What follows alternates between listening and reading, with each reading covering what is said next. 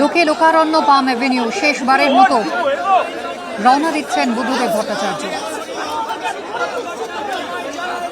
শেষ নিঃশ্বাস ত্যাগ করেছেন সকাল 8:20 পিস ওয়ার্ল্ডের উদ্দেশ্যে রওনা দিচ্ছেন প্রাক্তন মুখ্যমন্ত্রী। তাকে নিয়ে যাওয়া হবে পিস ওয়ার্ল্ডে। আজ তার দেহ সংরক্ষণ করা হবে। আগামীকাল সকাল 11টায় তার দেহ নিয়ে যাওয়া হবে বিধানসভায়।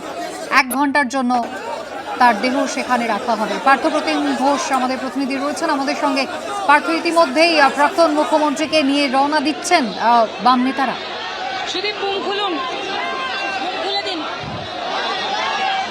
দেখো, প্রাক্তন মুখ্যমন্ত্রী বুদ্ধদেব ভট্টাচার্য নিথর দেহ এই মুহূর্তে 59 নম্বর পাম অ্যাভিনিউর বাড়ি, আর সেই বাড়ি ত্যাগ করছে এবং এখান থেকেই ওনাকে নিয়ে যাওয়া হচ্ছে পিস ওয়ার্ল্ডের উদ্দেশ্যে।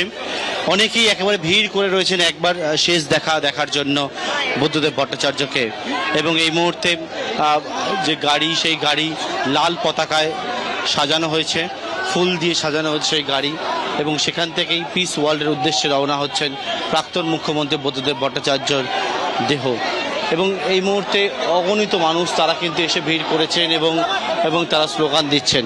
বুদ্ধদেব ভট্টাচার্য একটা আবেগের নাম বামেদের কাছে এবং কর্মী সমর্থকদের কাছে। তারা কিন্তু একবারে ভিড় করেছেন। সকালে এই সংবাদ শোনার পরে সকলেই জানাচ্ছিলেন তাদের আজকে মন খারাপ, একবার শেষ দেখার জন্য বুদ্ধদেব ভট্টাচার্যকে এই মুহূর্তে এসে পৌঁছেছেন। আজকে সেই বাড়ি, যে বাড়িতে বারবার ফিরে আসতে চাইতেন বুদ্ধদেব ভট্টাচার্য, সেই বাড়ি ত্যাগ করছে তার নিথর দেহ।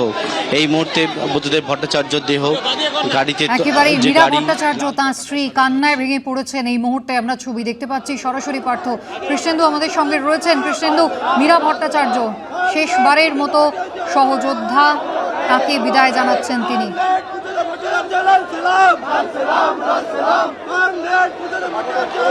একদমই তাই। মীরা ভট্টাচার্য ছিলেন বুদ্ধদেব ভট্টাচার্যের সর্বক্ষণের সঙ্গী।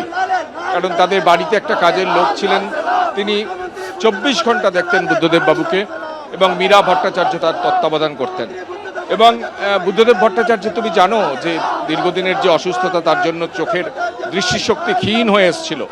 কিন্তু জগতের সঙ্গে পরিচয় রাখতে, রাজ্য রাজনীতি, দেশের রাজনীতির সঙ্গে পরিচয় রাখতে তার মাধ্যম ছিলেন মীরা ভট্টাচার্য। খবরের কাগজ পড়ে শোনাতেন, টিভি মিউট করে, মানে টিভির ভলিউম বাড়িয়ে খবর শুনতেন, দেখতে পেতেন না খুব একটা। এইভাবেই তার রাজ্য রাজনীতি, দেশের রাজনীতি সম্পর্কে শেষ দিন পর্যন্ত তার স্বতন্ত্র একদম একটা ছবি ছিল। সেই বুদ্ধদেব ভট্টাচার্য যেভাবে একটা সময় আলিমুদ্দিন স্ট্রিট যেতেন, এখান থেকে বাড়ি থেকে বেরিয়ে, কিংবা রাইটার্স বিল্ডিং যেতেন, তার একটা অ্যাম্বাসাডার গাড়ি তাকে নিয়ে যেত, ঠিক সেইভাবে আজকে সববাহী সকর তাকে শেষবারের মতো বাড়ি থেকে নিয়ে যাচ্ছে। এবং দলীয় পতাকা দিয়ে ঢেকে দেওয়া হচ্ছে বুদ্ধদেব ভট্টাচার্যের দেহ। সঙ্গে রয়েছেন তার সন্তান, তার দীর্ঘদিনের সঙ্গী মীরা ভট্টাচার্য। কান্নায় ভেঙে পড়েছেন সকলে। দলীয় সতীর্থরা রয়েছেন তার সঙ্গে। পাড়া প্রতিবেশী, আত্মীয় স্বজনের ঢল নেমেছে এই মুহূর্তে পাম অ্যাভিনিউতে। ফুলে ফুলে ঢাকা সববাহী শকট রওনা দেবে পিস ওয়ার্ল্ডের উদ্দেশ্যে। দেখতে পাচ্ছেন সেই ছবি, বুদ্ধদেব ভট্টাচার্যের সেই প্রিয় দলীয় পতাকা, যা দিয়ে আজ শেষবারের মতো ঢেকে দেওয়া হলো তাকে। কৃষ্ণেন্দু,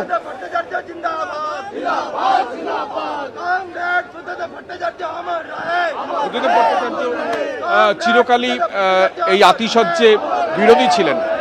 এমনকি আমরা শুনেছি মীরা ভট্টাচার্যের মুখে চিকিৎসকরা এর আগের বার যখন অসুস্থ হয়ে পড়েছিলেন তখন তার বাড়ি বদল করার পরামর্শ দিয়েছিলেন। এমনকি জ্যোতিবাবু একবার বাড়ি বদল করার পরামর্শ দিয়েছিলেন, কিন্তু বুদ্ধদেব ভট্টাচার্য প্রত্যাখ্যান করেছিলেন।